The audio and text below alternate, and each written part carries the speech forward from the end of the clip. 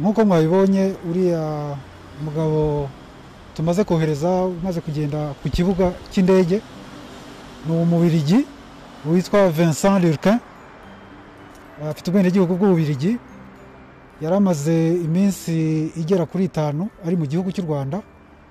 Yaraje nk'abandi banyamahanga baza mu Rwanda bagahabwa uruhushya rwo gusura. Nk'uko mubizi, regime y'u Rwanda itanga visa, twemerera abaturage b'isi yose kuba baza bagasura u Rwanda, bakemererwa visa nta kintu bishyuye. Ikaba yemerera gusura bakamara iminsi itarenze 30 mu gihugu. Iyo visa rero nayo niyo yabonye, kandi iyo visa ni visa iyo bita visitors visa cyangwa visa yo gusura yo mu bwoko bwa mbere V1.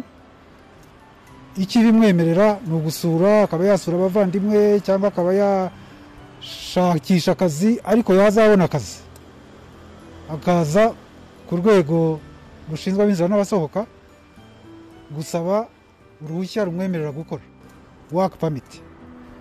Iminsi 30 yemerewe rero yari yo gusura.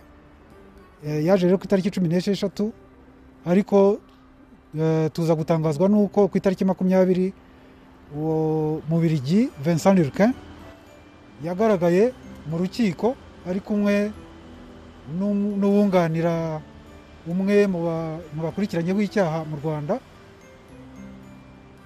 kandi atabiherewe uruhushya. Ako ni akazi k'abavoka b'Abanyarwanda. Yaje mu Rwanda nk'umuntu usuye igihugu, ntabwo ari umwavoka mu Rwanda kubera ko atanabyemerewe n'urugaga rw'abavoka mu Rwanda. Ubundi ikaba ari cyo kintu kiba gisabwa kugira ngo ube wajya mu rukiko wunganira umuntu uwo ari we wese. We rero yagaragaye ari mu kazi, yambaye ndetse n'imyenda yabugenewe nk'iyabunganizi,